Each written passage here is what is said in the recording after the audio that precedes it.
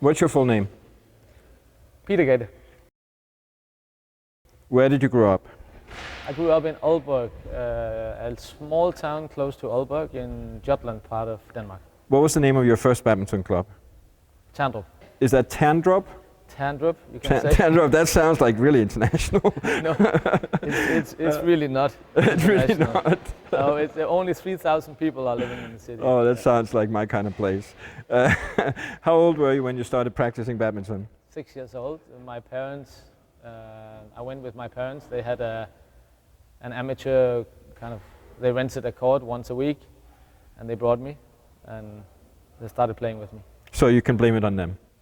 Once again? You can blame it on them? I can blame it on them in some way, yes. Did you participate in other sports, and if you did, which sports? Yes, indeed. I think everything with the ball from when I was 4 years old I was interested in. But I played tennis, I played basketball, martial arts sport of ninjutsu as well. So yeah, football, of course. Football was a huge how can you say, passion of mine until I was 13 years old.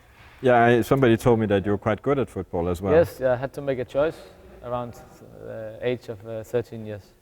Whether to go for badminton or football? Yes. So at that time I chose badminton, and ever since I haven't been looking back. I've been missing football and to be outside on the grass, being part of a team, but of course, I don't regret my decision, and from when I was 13, 14 years old, I kind of went all in and, how can you say, adapted everything in my daily life towards being the best possible player I could be. Your best world ranking in singles? 1. How many weeks or months in total? I can't remember. What? Sorry. Give it a shot. No, I'm not sure. I think it's about 2.5 or 3 years in total. We'll go with 3 years. 3 years world number 1 in men's singles badminton. Which words best describes your approach to life? Wherever you go with all your heart. Most enthusiastic fans in the world are from which countries? You're talking about badminton? Badminton fans naturally. Being a big Liverpool fan, it's so. Okay, the right. question So is tricky. We're talking badminton now. Okay, in Asia, Malaysia and Indonesia. In Europe, it's Denmark and France. So I think we owe credit to all of these countries for creating amazing frames and venues for badminton. Awesome, man. So how many years have you played with Yonex gear? I think since I was 16 years old. Wow. And we won't get into the details of how long that is. What was your biggest career moment? It's always tricky with defining a career moment because when your career is like in different stages. Of course, All England '99 is a huge one, but actually I think if I have to point out one, then it's Thomas Cup finals in Malaysia in 2000.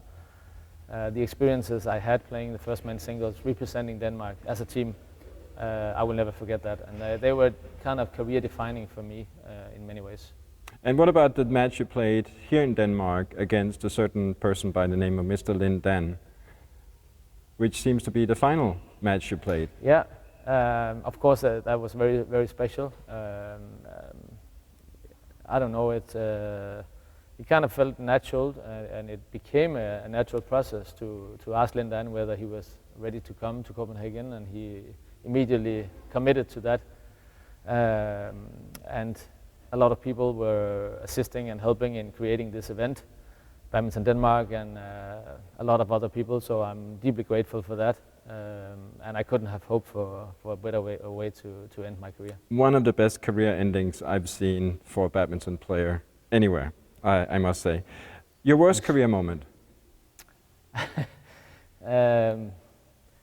Worst is, yeah, probably that's World Championships in '99 and Olympics in 2000. Worst in the aspect of disappointing, you know, the goal of myself first and foremost, but also, of course, of many fans and the badminton world and badminton Denmark, etc. But even though these are big disappointments, they were also career defining in many other ways, and I learned a huge deal from these experiences. So I don't actually look at them as bad experiences. How can you? It's part of life, and it was part of my career. Who do you admire if you were to name badminton players from any era? Well, I admire a lot of players, and I got inspiration from a lot of players, like Herian Torabi, Zhao Jianhua, Yang, and European players like Morten Frost, Paul Erik Larsen. In my own career, being in the same generation as Lin Dan, Taufik, Lee Chong Wei, these are players that, even though we competed against each other, they were also a kind of inspirations for me. And I actually think they also feel the same way, and it's been a true privilege to be part of that. And that was an amazing group of people who competed at the same time in history, if you will. Wine or whiskey? Wine.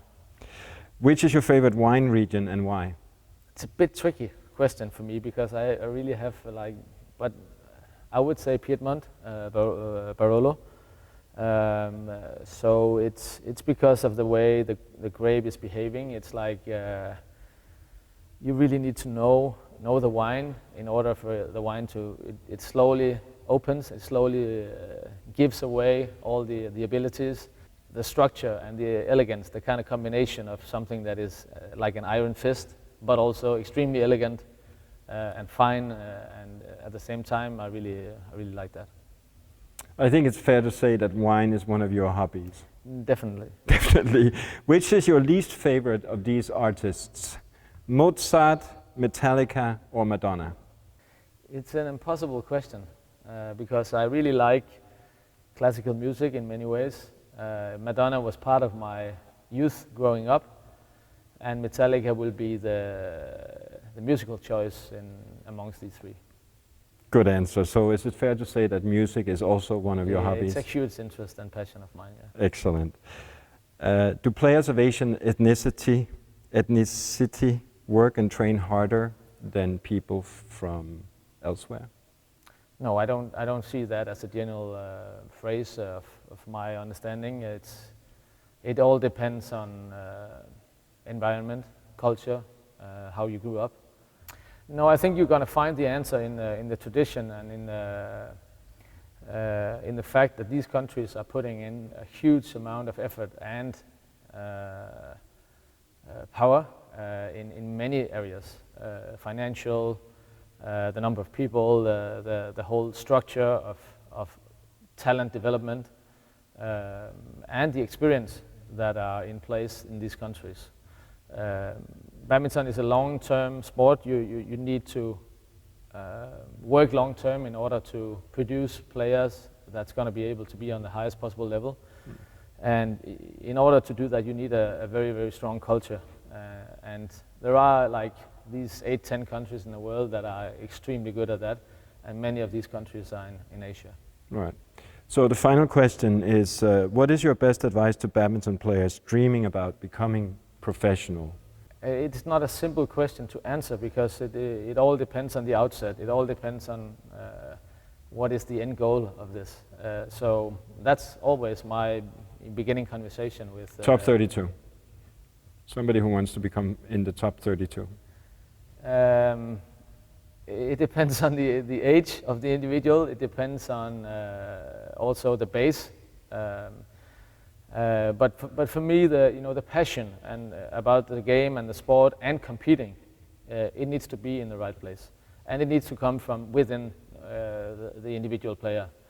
It can't come from the coach or from the parents or from anyone else. It needs to come from the person itself, and you need to be driven by that energy, by that passion. It's a good answer. Thank you very much, Peter. My pleasure.